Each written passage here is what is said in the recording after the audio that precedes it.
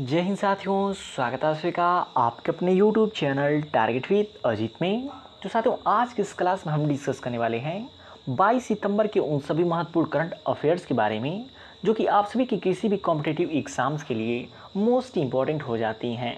तो वीडियो को अंत तक जरूर देखिएगा क्योंकि दिए गए सभी क्वेश्चंस एग्जाम ओरिएंटेड और सिलेक्टिव हैं।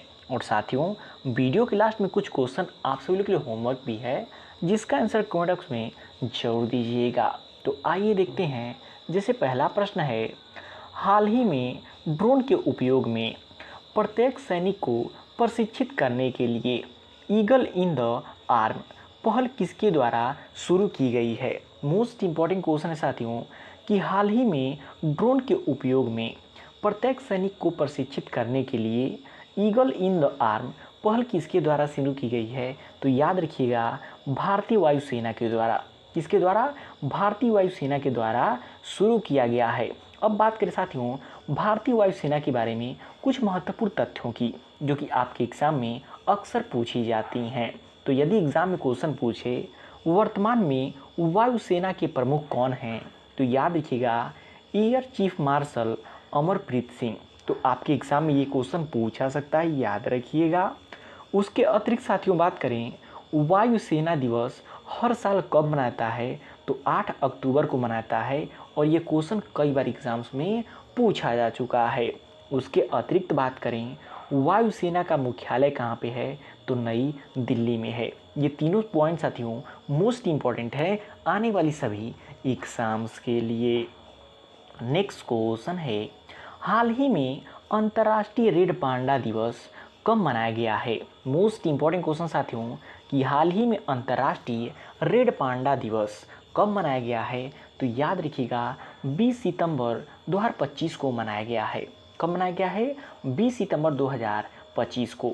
और यह क्यों मनाता है, तो साथियों अंतर्राष्ट्रीय रेड पांडा दिवस इसलिए मनाता है क्योंकि रेड पांडा जो कि विलुप्त के कगार पे हैं, इसलिए जागरूकता के लिए मनाता है अंतर्राष्ट्रीय रेड पांडा दिवस 20 सितंबर 2025 को। और ये पॉइंट इंपॉर्टेंट याद रखिएगा कि हर साल सितंबर के तीसरे शनिवार को मनाया जाता है। यानी कि प्रत्येक साल जो सितंबर महीना है उसके तीसरे शनिवार को जो भी तारीख पड़ती है उसको अंतर्राष्ट्रीय रेड पांडा दिवस के रूप में मनाया जाता है। और इसके अतिरिक्त साथियों बात करें सितंबर माह के उन सभी महत्वपूर्ण दिवस की जिनसे आपके एग्जाम में क्वेश्चन पूछे जाते हैं।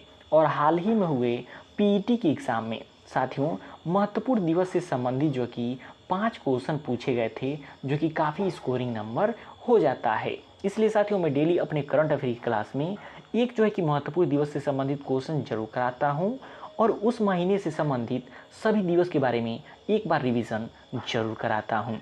तो बात करें 2 सितंबर को विश्व नारियल दिवस मनाया जाता है। 8 सितंबर की यदि बात करें तो विश्व साक्षरता दिवस मनाता है। 11 सितंबर को राष्ट्रीय वन शहीद दिवस मनाया जाता है। 14 सितंबर को हिंदी दिवस मनाया जाता है, मोस्ट इम्पॉर्टेंट है। 16 सितंबर की यदि बात करें तो अंतर्राष्ट्रीय ओजोन परत संरक्षण दिवस मनाया जाता है और ओजोन को O3 के नाम से भी जाना जाता है। ये भी पॉइंट आप नोट कर लीजिएगा। उसके अतिरिक्त यदि बात करें तो 17 सितंबर को विश्व रोगी सुरक्षा दिवस के रूप में मनाया जाता है। 18 सितंबर को विश्व बांस दिवस मनाया जाता है। तो ये दिवस काफ़ी इम्पोर्टेंट हैं, आपके किसी न किसी एग्ज़ाम में पूछे जा सकते हैं। तो साथियों क्वेश्चन का लेवल आपसे लोग को देख के पता चल रहा होगा कि दिए गए सभी क्वेश्चंस एग्जाम ओरिएंटेड और सिलेक्टिव हैं। तो वीडियो की क्वालिटी कंटेंट आपसे लोग को पसंद आ रहा हो तो प्लीज़ वीडियो को लाइक और शेयर करके चैनल को सब्सक्राइब जरूर कर लीजिएगा। नेक्स्ट क्वेश्चन है, ब्लू पोर्ट इंफ्रास्ट्रक्चर को मजबूत करने के लिए भारत ने किस अंतर्राष्ट्रीय संगठन के साथ समझौते पर हस्ताक्षर किए हैं। तो देखिए साथियों, ये जो भी हस्ताक्षर नहीं किए जाते हैं किसी संगठन या फिर किसी देश के साथ, वो आने वाली सभी एग्जाम्स के लिए मोस्ट इम्पॉर्टेंट होती हैं। इस क्वेश्चन को आप नोट कर लीजिएगा, आपके किसी न किसी एग्जाम में देखने को मिल सकता है कि ब्लू पोर्ट इंफ्रास्ट्रक्चर को मजबूत करने के लिए भारत ने किस अंतर्राष्ट्रीय संगठन के साथ समझौते पर हस्ताक्षर किए हैं। तो किसके साथ? WTO के साथ, वर्ल्ड ट्रेड ऑर्गेनाइजेशन के साथ। अब बात करें साथियों WTO की, तो उसके बारे में डिटेल में समझ लेते हैं, क्योंकि इससे जीएस से क्वेश्चन बन जाते हैं। बात करें डब्ल्यूटीओ की, उसका फुल फॉर्म होता है वर्ल्ड ट्रेड ऑर्गेनाइजेशन, जिसे हिंदी में विश्व व्यापार संगठन कहा जाता है। उससे संबंधित कुछ महत्वपूर्ण तथ्यों को समझ लें। तो बार बार परीक्षाओं में पूछाता है डब्ल्यूटीओ की स्थापना कब हुई थी, तो याद रखिएगा 1 जनवरी 1995 को डब्ल्यूटीओ की स्थापना हुई थी। मुख्यालय बार बार पूछाता है तो जिनेवा स्विट्जरलैंड में इसका मुख्यालय हो जाता है। वर्तमान में डब्ल्यूटीओ में 164 सदस्य देश हैं। तो यह तीनों पॉइंट साथियों बार बार परीक्षाओं में पूछे जाते हैं। तो करंट अफेयर के साथ साथ जीएस के पॉइंट भी आप नोट करते जाइए। नेक्स्ट क्वेश्चन है, हाल ही में किस देश ने ट्रॉपिकल फॉरेस्ट फॉरएवर फंड में पहला निवेश करने की घोषणा की है? तो ये भी मोस्ट इंपॉर्टेंट क्वेश्चन आता है कि हाल ही में किस देश ने tropical forest and forever fund में पहला निवेश करने की घोषणा की है? तो याद रखिएगा ब्राज़ील। किस देश ने? ब्राज़ील देश ने।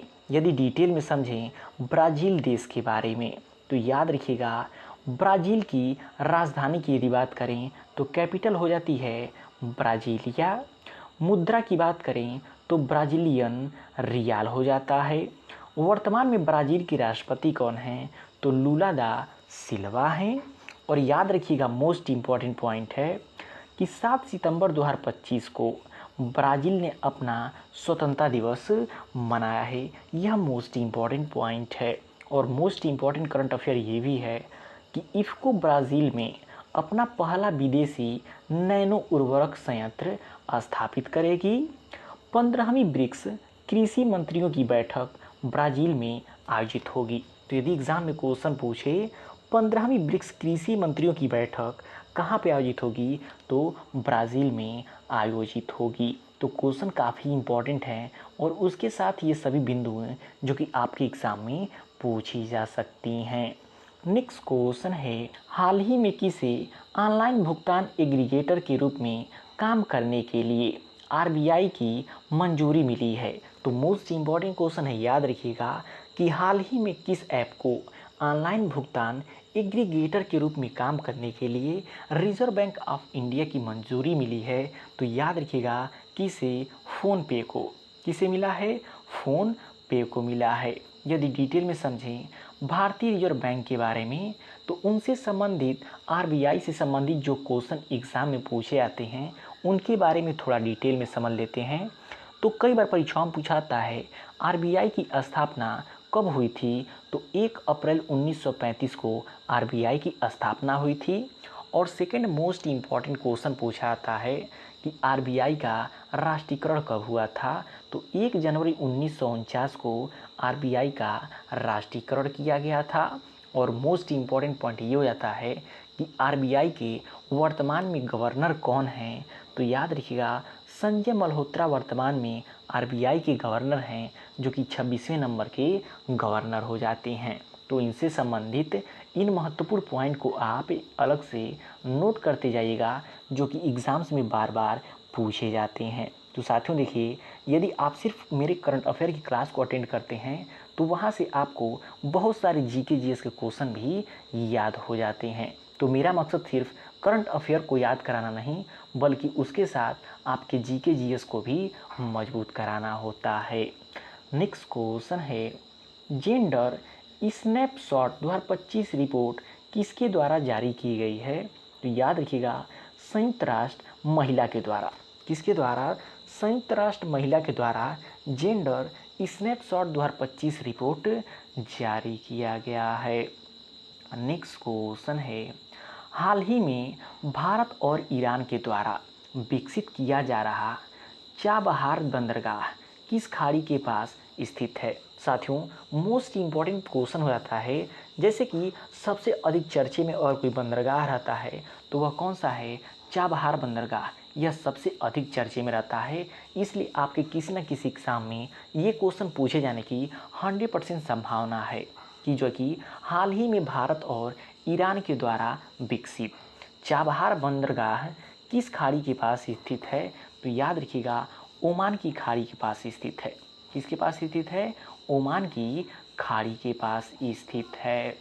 नेक्स्ट क्वेश्चन है, हाल ही में T20 में 100 विकेट लेने वाले पहले भारतीय कौन बने हैं? Most important question. यदि स्पोर्ट्स करंट अफेयर से क्वेश्चन आता है तो यही क्वेश्चन 100% आने वाला है आपके किसी भी एग्ज़ाम के लिए, कि हाल ही में T20 में 100 विकेट लेने वाले पहले भारतीय कौन बने हैं? तो याद रखिएगा, अर्शदीप सिंह हैं।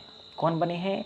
अर्शदीप सिंह बने हैं। यदि डिटेल में समझें तो अर्शदीप सिंह ने इतिहास रचते हुए अपने नाम रिकॉर्ड पुस्तकों में दर्ज कर लिया है।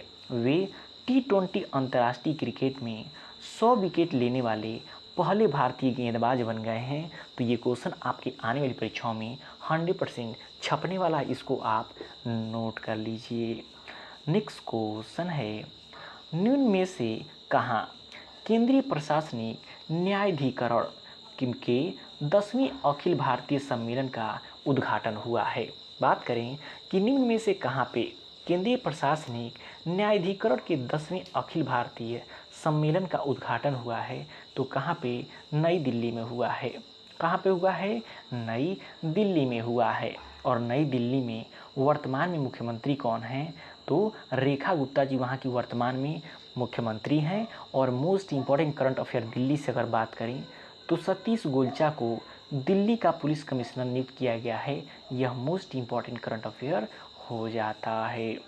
नेक्स्ट क्वेश्चन है, हाल ही में किसे प्रतिष्ठित दादा साहब फाल्के पुरस्कार 2023 के लिए चुना गया है? मोस्ट इम्पॉर्टेंट क्वेश्चन साथियों, जो भी दादा साहब फाल्के पुरस्कार को चुने जाने वाले होते हैं। तो देखिए, यह दादा साहब फाल्के पुरस्कार 2023 का है, जो कि 25 में मिलने जा रहा है। और वह किसे मिलने जा रहा है? तो मोहन लाल को मिलने जा रहा है। किसे? मोहन लाल को। यदि डिटेल में समझें दादा साहब फाल्के पुरस्कार के बारे में, क्योंकि यहाँ से लगभग परीक्षाओं में क्वेश्चन पूछे जाते हैं। तो बात करें दादा साहब फाल्के पुरस्कार से कुछ महत्वपूर्ण तथ्यों के बारे में, जिसकी स्थापना एग्जाम में पूछा जाता है कि दादा साहब फाल्के पुरस्कार की स्थापना कब की गई थी?